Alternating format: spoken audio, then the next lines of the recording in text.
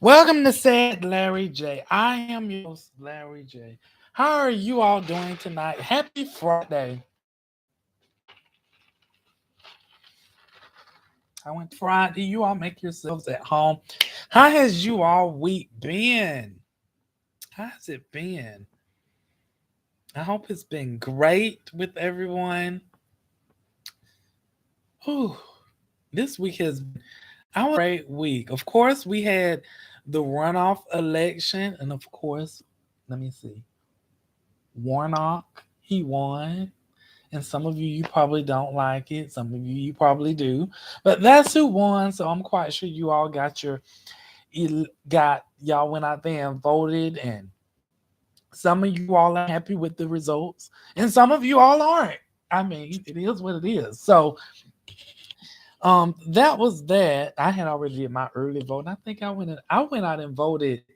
It was last week. I went out and voted because I didn't want to be out there with all them people. I really didn't want to be out there with the people.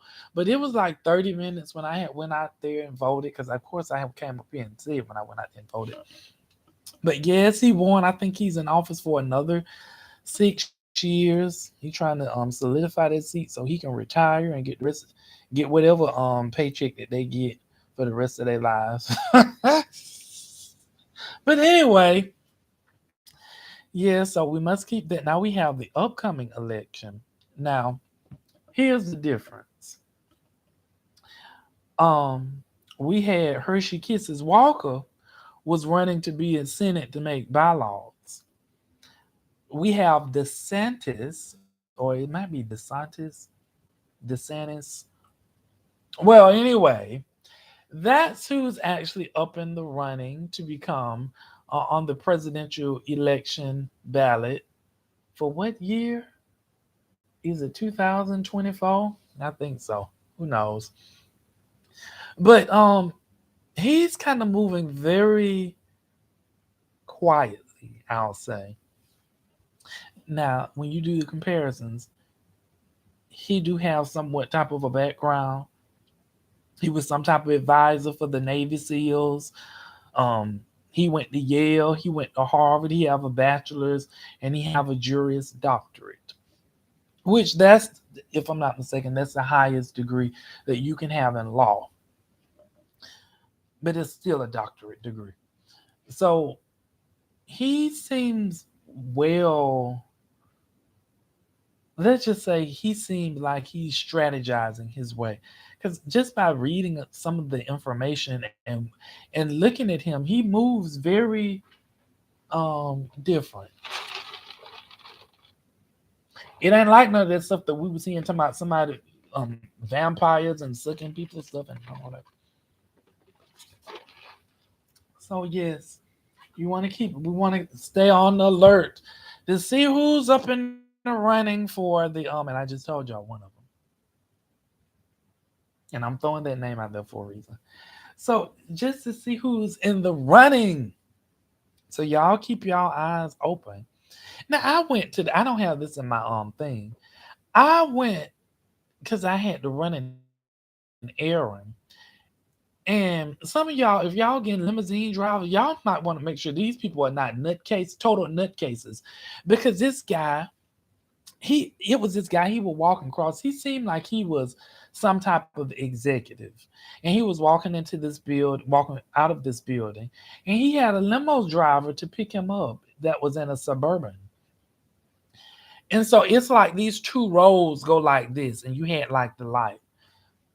But the road on this side, on my left side, people come in this place of establishment. The road on this side, which is your right side, for me, it would have been, I'm leaving out. Why about this nut? I look over and I wonder why the cars that's supposed to be they're coming towards me, they just stop because they can't go nowhere. This man have drove out in his big old suburban. I'm sitting here, he's sitting right there. So I look over. I'm like, sir. You clearly there was not no inkling in your mind that this is not a one way, that people have to come in. He was sitting over there, and I'm looking at the man that was the executive. He's sitting in the back just reading his. I'm saying to myself, sir, if you only knew, your life is in danger. Cause you got somebody driving you on a one way, people trying to get in, and they blowing the horn. So now they had to go around. He sat there like he was in the right, and I'm just sitting there looking at him. I even pulled my car up beside him. He was some. Let me not say that, but I pulled my car up beside, and I'm just looking at him. I'm looking like, seriously, sir.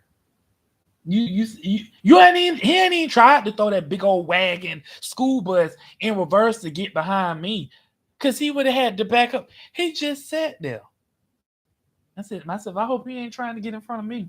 That's gonna man, the executive, he just in there. So those of you, please be mindful who you have your limo drivers and Uber and Lyft and whatever drivers that you have. Because some of these people are nutcases. I don't understand why some of these people go out to and get these jobs and then they be like a nervous wreck and under the wheel, don't be caring. And these people lives be in danger. Some people that ride these probably say their lives be in danger, but that's another story. And I was like, oh my goodness, I came on home. Then I got a phone call. Rhonda calls me and Rhonda's like, Larry. I'm like, okay. And she was like, well, I was just calling you because um got this cake and I don't want to eat it. So I started asking her questions about the cake. See, when I ask questions, it's always a reason why. Some people think that I just be being nosy, that too. But I said, where you get the cake from? So she told me where she got the cake from. And I said, okay. I said, was it a small one or a big one? She said, it looked pretty big. I said, okay. So I told her, I said, well, why did they give you the cake? I'm supposed to be celebrating a birthday. So why did they give? She was like, she just gave it to me. I gets over there, and then she was like, so I was calling. Adam inserts himself in because the voice just changes. Adam inserts himself in and say, you can come get half of this cake. She told me, some boy, how you gonna sit up there and tell somebody they can come get half? Adam was like, he can. So Adam done told me I can come get half of the cake. And I'm like, hey, Adam. He was like, hey. I said, hi, Adam. Now, Adam he's like my nephew. That's Rhonda's son. So Adam, he's a very nice boy. He just says whatever he wants to say. He said in such a friendly way. And when I tell you he can throw you some shade, you have to watch Adam. Because Adam will say something. And if you ain't really listening, you be like, this little boy done got slick at the mouth for me. I've been on pushing him out the window. But it was funny because Adam came in there. Adam say, and it was like he was already in the presence. But before she was like, well, I was calling because and well, you can come get half of this cake. I was just rolling. I said that Adam is something else. Yes, he is. We're not gonna be up here long, but we finna really shift gears over Pastor Dr. Reverend Jamal is back in the media again. I don't know whether he may be just saying little buzz stuff to keep himself, in the media. Because if I was to get on my social media outlet right now, this YouTube channel, and get up here and talking all types of craziness, all I have to do is say buzzwords, and then I have to say buzzwords, and then tag the folks in it. I'm quite sure my YouTube page would take off. It would. So Dr. Pastor Reverend Jamal Bryant, he's in the media again for talking about if you get people that smell like weed, get them up in the church. And I got with my deacons and I had this conversation with the deacons. Why not? All churches are revolving door anyway. I'm paraphrasing. Churches are a revolving door anyway. All people do, they go from this church, this church, that church. You just getting a revolving door of people. I want to do something different. Why not? Let's bring cannabis in the church. Weed. Let's bring cannabis in the church. So I said, don't you know? And he said he got with the deacon board. Don't you know if you bring cannabis in the church? Don't you know most people that come into the church, they are not gonna be coming to hear the word of the Lord. Cause they're gonna be high as a kite. They probably hear a word, but it won't be from the Lord. They'll probably be hearing some from aliens and Jupiter and Mars and Pluto, Neptune, Uranus, and everything else. I know sometimes, there are some churches out there, they need the income because, you know, it's hard times. You go to the grocery store, you only get 3 eggs for $5 now. When you get a whole set of carton, you used to get a set of carton for 12 for like $2, $3. Times are hard for some people. So, even for the church, times are hard because that means your tithes and offerings, if you do right with the tithes and offerings and you be straight up with the people and you not riding around here in Rolls Royces and Bentleys and everything else, and these people going to work, they going to work making a living, and you not being honest with what you're doing with the money when it should be going towards outreach ministry. This is why I say, if you want to be a pastor, that's why people don't like, because in this day, that's why people, when they hear about somebody want to be a pastor, because it is known. I remember I was having a conversation with my sister, and it is known in the prison ministry. If you want to actually get out of jail, get out of prison, and you don't have no occupation, be a pastor. Yeah, be the pastor. Because see that, because really they already say, a lot of the Christians slow, so they don't know. You can get a lot of money from out of them. That's what, so I'm just saying what the people have been saying. Because nobody don't ask no questions. Nobody don't ask no questions if you go in a boardroom to some bringing cannabis. The church is a ministry that has been looked at as a whole. Even people that ain't saved know this. It is more of a known as the house of the Lord. And see, we skip over that scripture very vaguely and just gloss over it really. When Jesus went up in the house of prayer and he flipped over all them tables because they had turned it into us. They turned it in stores and they was making money. Now some people would say, "Oh, you saying that out of context?"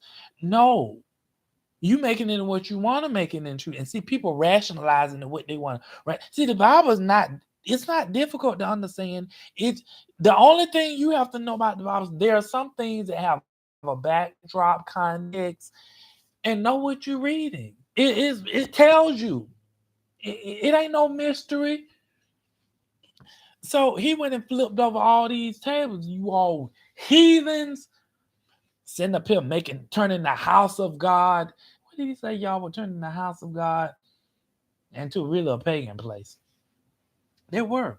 So when you talk about bringing cannabis up into the church, the house of the Lord, where you want the presence of the God, the presence of the Most High to actually touch the people, they're gonna be touched. They're just gonna be way up in the sky touched. They ain't gonna know what the presence of the Lord is and anything else.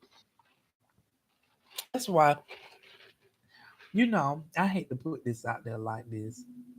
Oh well, it would be, they wouldn't like me as an associate pastor or someone in that vein because I'm not gonna sit up there stuck on stupid and let all this stupid stuff fly by, talking about we need to make some money, so we talk to people and we gonna put it out there in the community about making this a high house.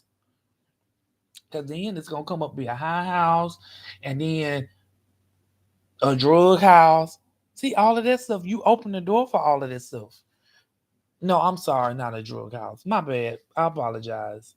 It's called a street pharmacist. So you bring the street pharmacists in the church as well. So you open the door up for all of that stuff. It's just equivalent to when we talk about, sin. Whatever you open the door up to, it's just like your house. So I'll paint it in this way. Because folks don't like talking about sin these days. It's such a bad word. You either going to heaven or hell when you die. It's your pick. So it's just like you invite somebody up in your house. This person is nice as they can be, but this person got ways. You have standards and guidelines in your house. There are certain things that you go about. Where this person come up in your house and this person's like, well, hey, I got some company. Can I bring them over? And you say, sure, they cool. But the pattern keep repeating. The pattern keep repeating. The next thing you know, they say, hey, since we got space, and I know you're doing me a favor, and I help pay a little bit more. See, some of y'all fall trick for that money thing. And my two homeboys, they don't have no place there. My homegirls, they don't have no place to stay. And they just want to be here for a week. So they told you. Now they may know otherwise. And I was just gonna pay extra. But no, what you say, well, they gonna be here for a week. I'm fine with that. But what you don't know is stuff come up and they don't let him know, well, we gonna be here for a month. And so it keeps trickling. It keeps trickling. Weeks. We don't went from letting somebody stay over the night. Now we don't went from letting somebody stay over the night to two homeboys, two homegirls staying for a week. Now it don't went from a week to 2 weeks to week to weeks to weeks. And who is this? Don't you see I'm on live? So now we don't went from 2 weeks to a month. Then after a month, see now you got to go by different things to get them out because they've been in there for a month. So now it don't went by. Oh, you come home one day, they got a party going on. Everybody just party over here, party over there. Everybody just got party. House smell like weed, all types of Molly tea and all of this stuff. And you like, well, how did this happen? I did not know this person was like this. You invited them to your house. That's what happens when you invite people to your house. Food for thought, as the Bible would say, Selah. But yeah, he done got out in the media again. If it works, that's all I have to say. If it works, to each its own. I've learned. I let people live their life. But see, just because I let you live your life, it does not mean I have to come in and be a part of your audience. No, no, no. You can get all them people high up in there if you want to. It don't mean I have to come in there and partake. No. That's why some of y'all should read y'all Bibles, but some of y'all be on board with it. I be like, that's why people be looking at us, especially in the Christian community. That's why people be looking like we shot out in the head. Because we said, oh, it's fine with me. I think that's a great idea. Go for it. Amen, Pastor. You coming up with some good ideas. I'm enjoying this. That's exactly really how we be coming off. How I'm telling. Yeah. Amen to that. Oh, I think that's a good idea. It's gonna help the church bring up that money. If you say so. To each its own. This is your FUNDAY Friday that we're having today, and I'm trying to keep this less than 10 minutes, and I have, and I'm doing such a great job with it. No, this is actually sweet tea. Just in case y'all ask, because sometimes y'all be wondering what I be drinking. I'm not gonna drink alcoholic beverages on this live. Y'all ain't finna get this is not finna be no tell all tell all live on here. No, it's not. Other than that, you all have a wonderful Friday and a great one. And I will chat with you all later. I wonder if something else gonna be going on. You never know these days. All this stuff be going on.